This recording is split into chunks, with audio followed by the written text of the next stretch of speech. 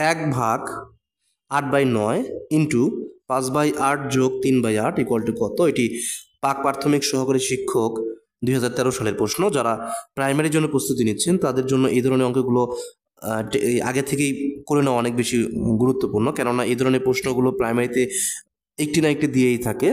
অবশ্যই আপনি এই ধরনের প্রশ্ন প্রাইমারি নিয়োগ পরীক্ষাগুলোতে পাবেনই। তো যারা প্রাইমারি প্রস্তুতি নিচ্ছেন তারা এই ভিডিওটি একটু ভালো করে দেখবেন, আশা করি আপনারা অনেক বেশি উপকৃত হবেন। তাহলে 1/8/9 5/8 যোগ 3/8, তো এটাকে আমরা ক্যালকুলেশন করতে পারি।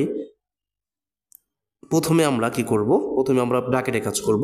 তাহলে 1/8/9 এটি আমরা এখন লসাগু করব। 8 8 লসাগু 8 এবং 8 8 5 এবং 8 8 3, 5 3 যোগ করতে হবে। এবার 1/8/9,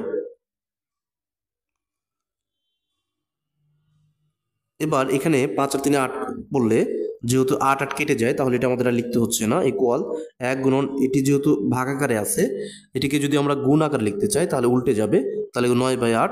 এবার আমরা এটাকে ক্যালকুলেশন করলে 1.1/8 পাবো, অ্যান্সার 1.1/8, অ্যান্সার খ।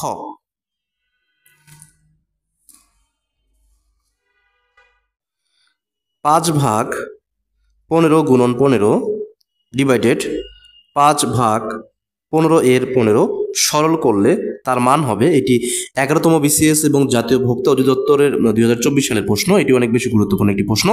তাহলে চলেন আমরা এটি সমাধান করি। 5/15 গুণন 15 ডিভাইডেড 5/15 এর 15, তাহলে 5/15 গুণন 15 উপরেটা ওইরকমই রাখলাম এবং 5/15 এর 15 এটি ক্যালকুলেশন করলে 225 হয়। এখন 5/15 গুণন 15 ডিভাইডেড 5/225, এটি আর এটি কাটা যাবে, তাহলে উপরে থাকে 5 এবং 1, এই 5 5 এবং 5 45 225, তাহলে 1/45 ভাগ এই আকারে আছে। এবার আমরা এটাকে গুণ আকারে লিখবো। গুণ আকারে লিখলে 45 উপরে যাবে, নিচে 1 থাকবে, তাহলে 5 গুণন, উপরের দরকার নেই আমাদের 1 দেওয়ার, তাহলে 5 গুণন 45 225, অ্যান্সার হবে 225, অ্যান্সার গ 225।